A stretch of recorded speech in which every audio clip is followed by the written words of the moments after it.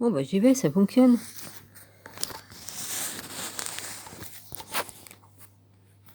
Ça fonctionne, mais j'ai pas de place. J'ai une petite table, alors évidemment, hein, une toute petite table, beaucoup d'affaires. On va faire ça comme ça. Je suis en train de recharger la batterie en même temps, alors vas-y. Ouais, excusez-moi. Bon, alors je suis dans Luc.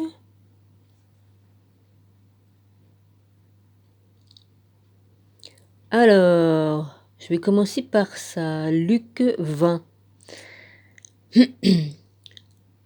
Lorsque vous verrez Jérusalem investie par des armées, sachez alors que sa désolation est proche. Alors que ceux qui seront en Judée fuient dans les montagnes, que ceux qui seront au milieu de Jérusalem en sortent, et que ceux qui seront dans les champs n'entrent pas dans la ville. Car ce seront des jours de vengeance pour l'accomplissement de tout ce qui est écrit. Malheur aux femmes qui seront enceintes et à celles qui allaiteront en ces jours-là, car il y aura une grande détresse dans le pays, et de la colère contre ce peuple.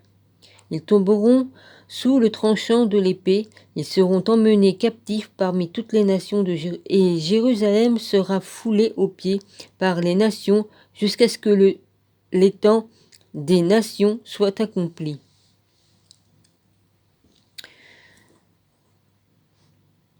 Il y aura des signes dans le soleil, dans la lune et dans les étoiles, et sur la terre. Il y aura de l'angoisse chez les nations qui n'auront que faire au bruit de la mer et des flots.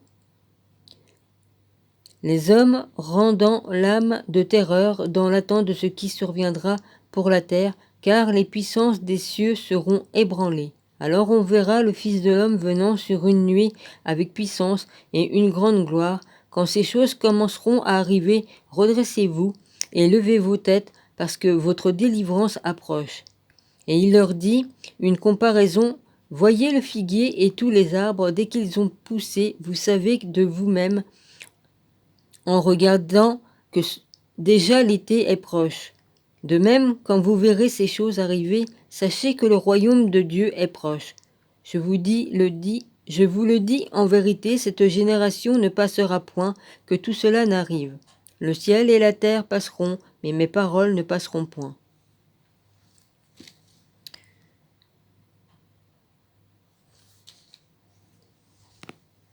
Alors là, il marque garde, il était chargé de la police du temple. C'était où que c'était marqué ? Je pense que là, lorsque vous verrez Jérusalem investie par des armées, ça doit faire partie de l'époque où il y avait encore le temple, avant que le temple soit détruit.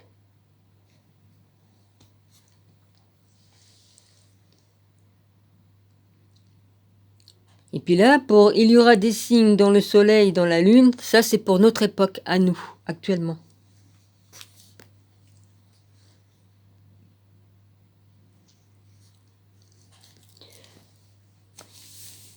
Prenez garde de vous-même, de crainte que vos cœurs ne s'apesantissent par les excès du manger et du boire et par les soucis de la vie, et que ce jour ne vienne sur vous à l'improviste, car il viendra un filet.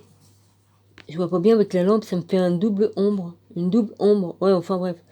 Car il viendra comme un filet sur tous ceux qui habitent sur la surface de toute la terre.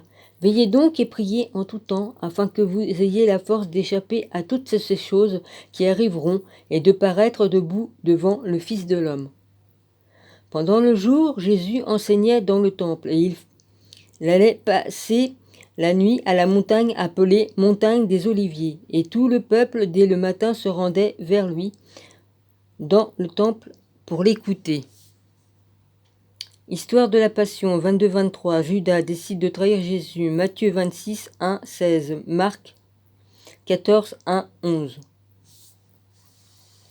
La fête des pains sans levain, appelée la Pâque, approchait. Les principaux sacrificateurs et les scribes cherchaient les moyens de faire mourir Jésus, car ils craignaient le peuple. Or, Satan entra dans Judas, surnommé Iscariote, qui était de nombre des 12. Et Judas alla s'entendre avec les principaux sacrificateurs et les chefs des gardes sur la manière de leur livrer. Ils furent dans la joie et ils convinrent de lui donner de l'argent. Après s'être engagés, ils cherchaient une occasion favorable pour leur livrer Jésus à l'insu de la foule. Je n'ai pas déjà lu ça? Oui, plusieurs fois. Non, mais hier ou avant-hier? Ouais, je sais plus.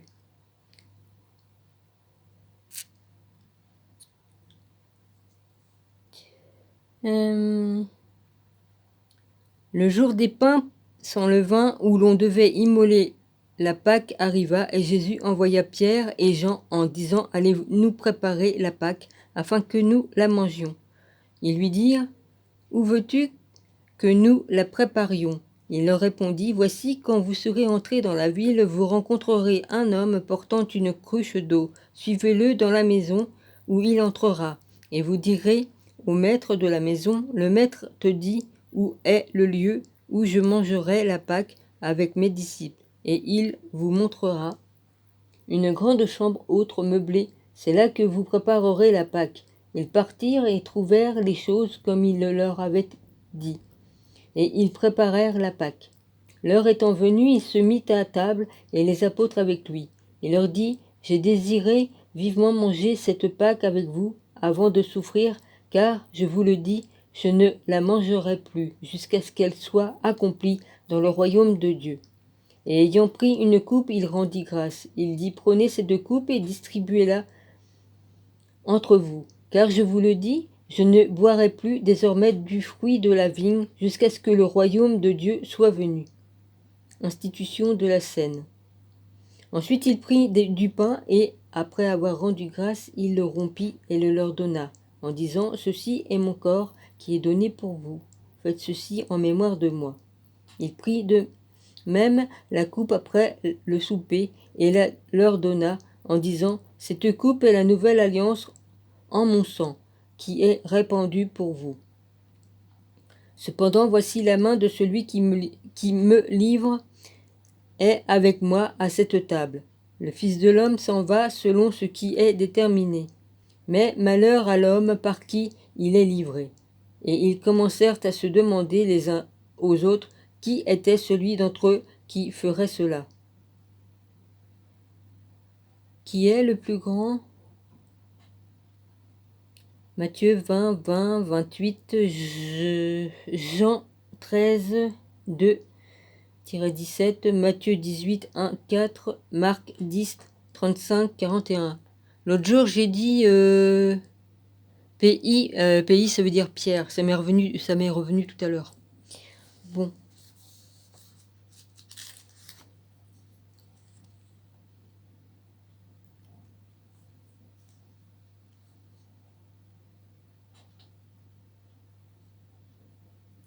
Il s'éleva aussi parmi les apôtres une constatation, lequel d'entre eux devait être estimé le plus grand. Jésus leur dit, « Les rois des nations, les maîtrisant ou les maîtrisent, et ceux qui les dominent,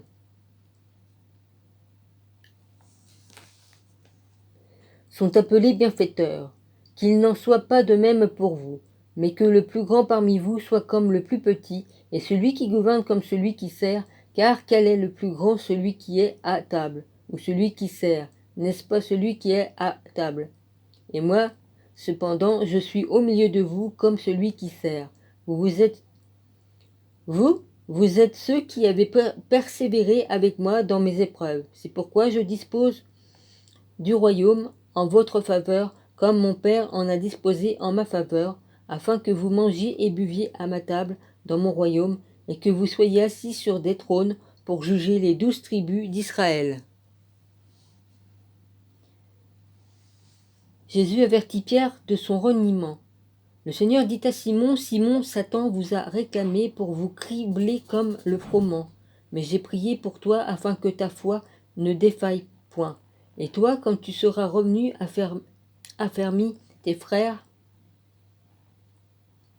Seigneur lui dit, Pierre, je suis prêt à aller avec toi et en prison et à la mort. Et Jésus dit, Pierre, je te le dis, le coq ne chantera pas aujourd'hui que tu n'aies nié 3 fois de me connaître.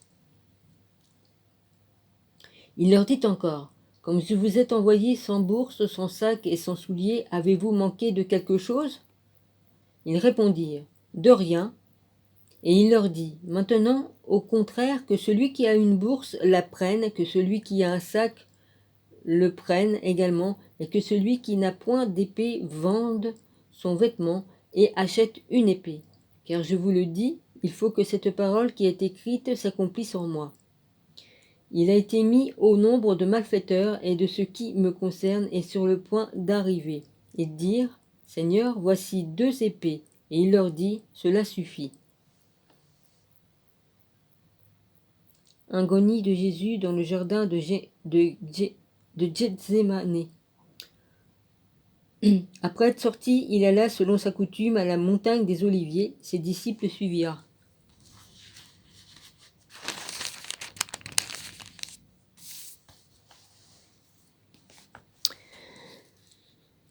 Lorsqu'il fut arrivé dans ce lieu, il leur dit, priez afin que vous ne tombiez pas en tentation. Puis il s'éloigna d'eux à la distance d'environ 1 jet de pierre. Et s'étant mis à genoux, il pria, disant, Père, si tu voulais éloigner de moi cette coupe, toutefois que ma volonté ne se fasse pas, mais la tienne. Alors un ange qui lui apparut du ciel pour le fortifier. Étant en agonie, il priait plus instamment, et sa sueur devint comme des grumeaux de sang qui tombèrent à terre. Après avoir prié, il se leva et vint vers les disciples, qui trouva endormis de tristesse.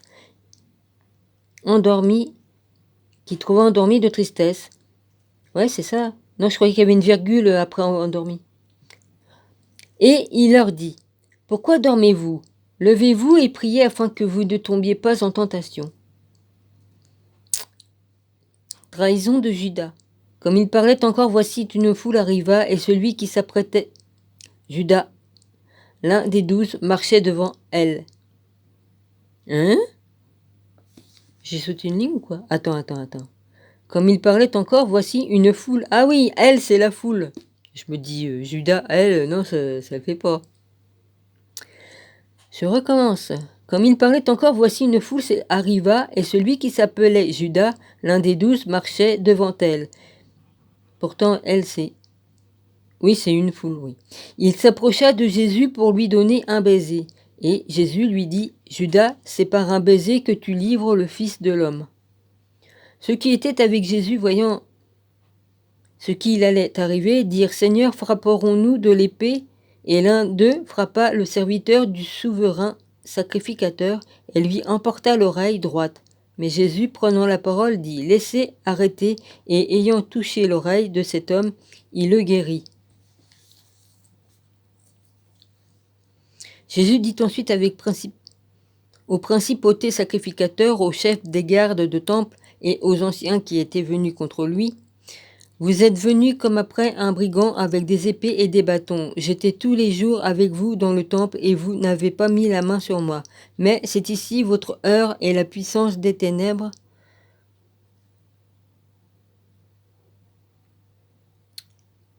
Après avoir saisi Jésus, ils l'emmenèrent et le conduisirent dans la maison du souverain sacrificateur. Pierre suivait de loin.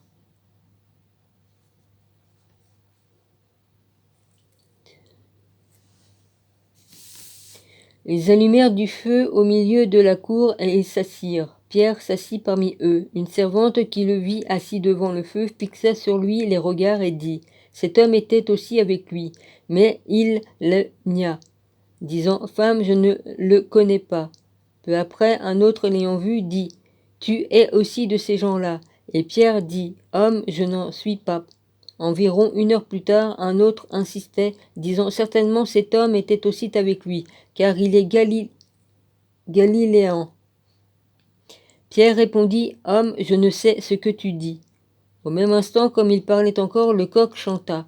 Le Seigneur s'étant retourné regarda Pierre, et Pierre se souvint de la parole que le Seigneur lui avait dite. « Avant que le coq chante aujourd'hui, tu me renieras 3 fois. » Et étant sorti, il pleura amèrement. Jésus, injurié et frappé. Les hommes qui tenaient Jésus se moquaient de lui et le frappaient. Ils lui voilèrent le visage et ils l'interrogeaient en disant « Devine qui t'a frappé ?» Et ils proféraient contre lui beaucoup d'autres injures. Quand le jour fut venu, le collège des anciens du peuple, les principaux sacrificateurs et scribes s'assemblèrent et firent amener Jésus dans leur sanhédrin.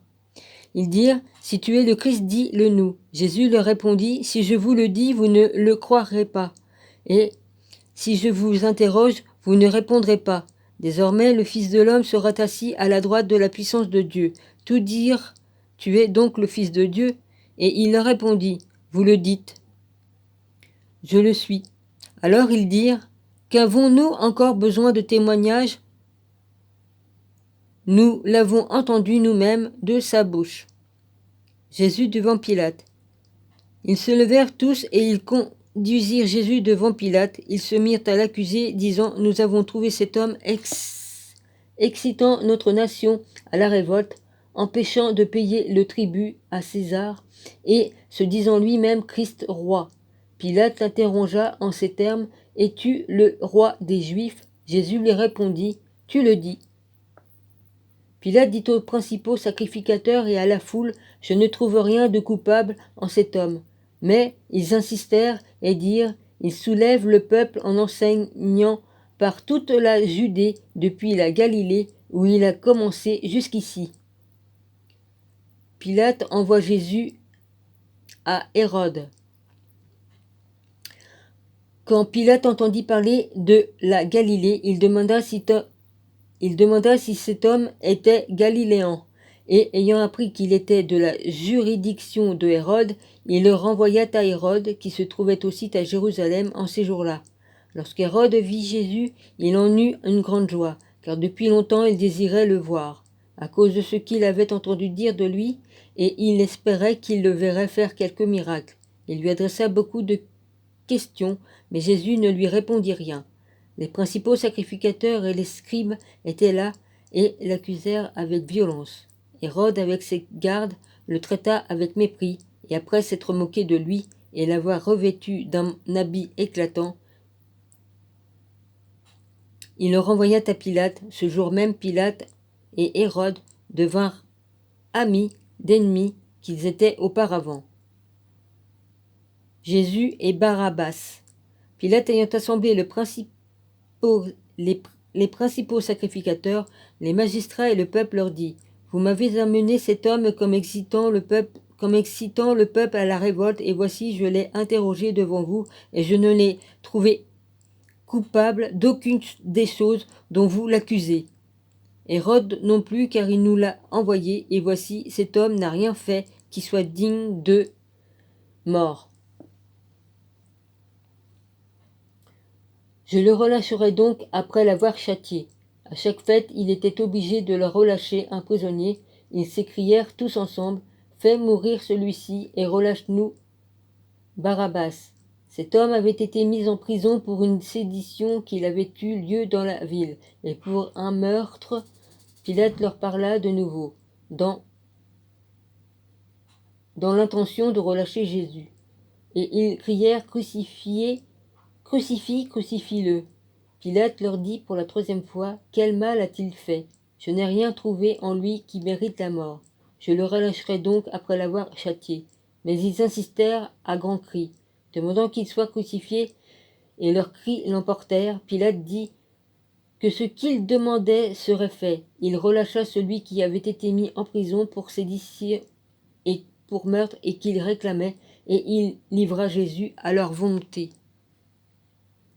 Comme ils l'emmenèrent, ils prirent un certain Simon de Cyrène qui revenait des champs, et ils le chargèrent de la croix pour qu'il la porte derrière Jésus. Il était suivi d'une grande multitude de gens du peuple et de femmes qui se frappaient la poitrine et se lamentèrent sur lui. Jésus se tourna vers elles et dit « Filles de Jérusalem, ne pleurez pas sur moi, mais pleurez sur vous et sur vos enfants, car voici, des jours viendront où l'on dira « Heureuses les stériles, heureuses les entrailles qui n'ont point enfanté, et les mamelles qui n'ont point allaité. Alors ils se mettront à dire aux montagnes, tombez sur nous, et aux collines, couvrez-vous, car si l'on fait ces choses au bois vert, qu'arrivera-t-il au bois sec?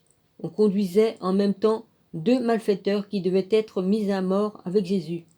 Là, il parlait là sur le dernier chapitre là, que je viens de lire, de ce qui se passe maintenant.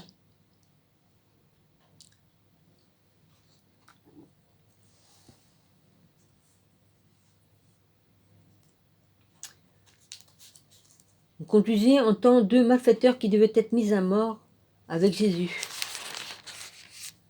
J'en suis à combien, moi? 20, 36. Ainsi que les 2 malfaiteurs, l'un à droite, l'autre à gauche.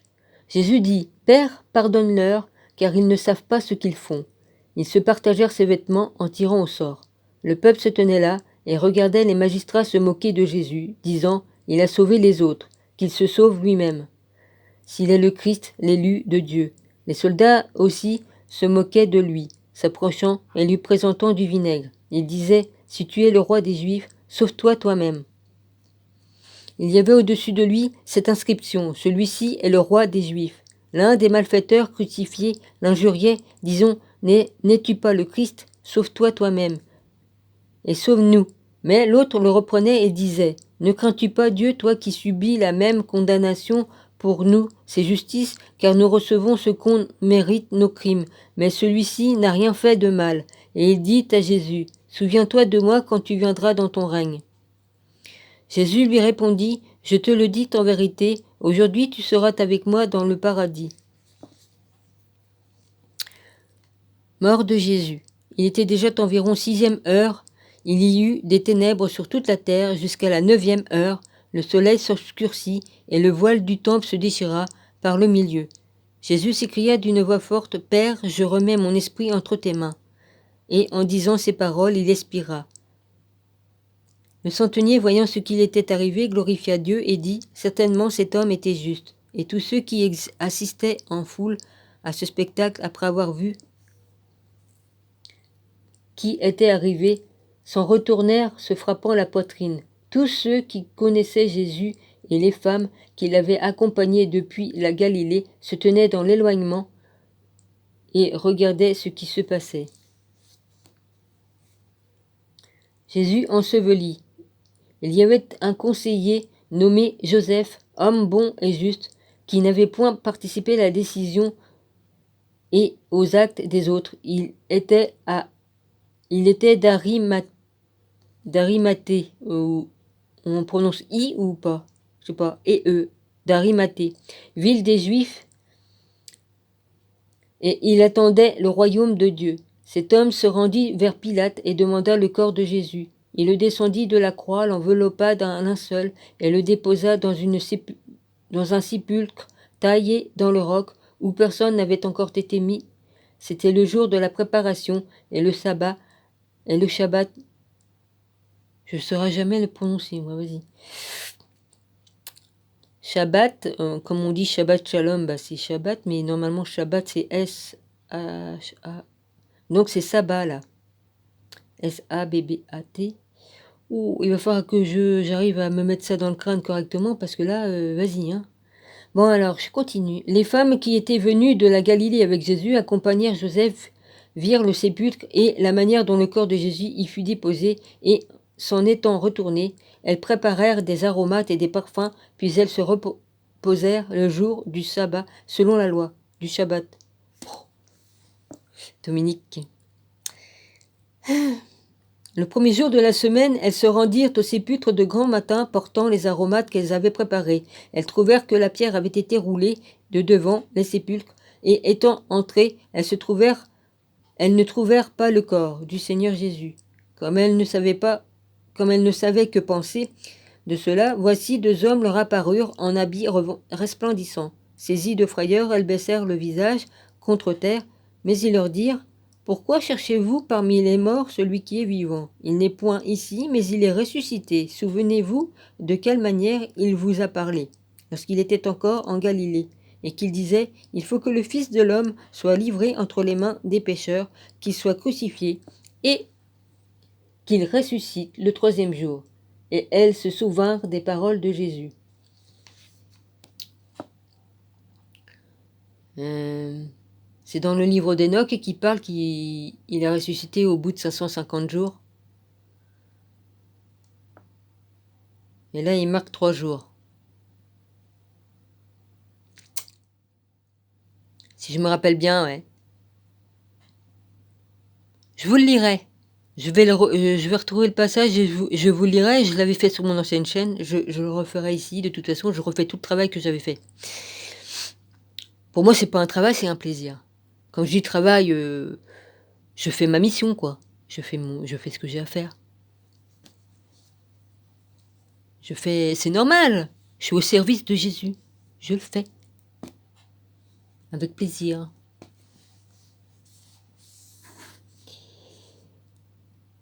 Alors, le premier jour de la semaine, elles se rendirent au sépulcre. Oui, encore. Merde, je sais plus que c'est que j'en suis, moi, du coup. À force de papoter entre deux, vas-y. Ouais, il est ressuscité, ouais, c'est là. Qu'il soit reçu. Les mains. Il faut que le Fils de l'homme soit livré entre les mains des pécheurs et qu'il soit crucifié et qu'il ressuscite le 3e jour, voilà. Et elles se souvinrent des paroles de Jésus. À leur retour du sépulcre, elles annoncèrent toutes ces choses aux 11 et à tous les autres.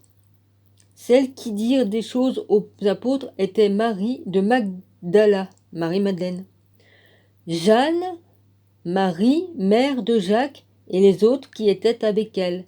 Ils prirent ces discours pour des rêveries, et ils ne crurent pas cette femme. Mais Pierre se leva et courut au sépulcre. S'étant baissé, il ne vit que les linges qui étaient à terre, puis il s'en alla chez lui, dans l'étonnement de ce qui était arrivé. Jésus sur le chemin d'Emmaüs. Ah, bah je vais arrêter parce que j'en suis à 27. Promis, je vous ferai un autre truc, parce que je sais pas si je vais avoir assez de place. J'ai enlevé quelques machins sur mon cil, mais bon. Voilà, je vous embrasse tous, soyez tous bénis. Mon rabbi, je te bénis, les frères et sœurs, et puis les amis. Bah oui, dans les frères et sœurs, j'ai trois amis sûrs. Donc je suis sûre à 200%. Hein. Excusez-moi pour certains, mais je dis ce que j'ai à dire, c'est tout. Bon, bah voilà, hein. Ouais, ça serait bien que la personne qui met un pouce en bas, hein, qu'elle ait les couilles, enfin, je vais pas dire les couilles, qu'elle ait le courage, oui, en parlant poliment, qu'elle ait le courage de dire pourquoi elle met un pouce, hein, ça serait bien. Ouais, j'aimerais bien savoir pourquoi. Ah ouais, elle va se défiler. Elle va se défiler. Bah oui. Oh bah c'est ça les vipères, hein, ça... Oula. J'en ai déjà attrapé une fois, ouais, je croyais que c'était une orbée, je travaillais dans le jardin, ouais, et puis je l'ai attrapé et je l'ai balancé. Comme j'ai vu après que c'était pas ce que je croyais, j'ai dit oh t'as eu de la chance.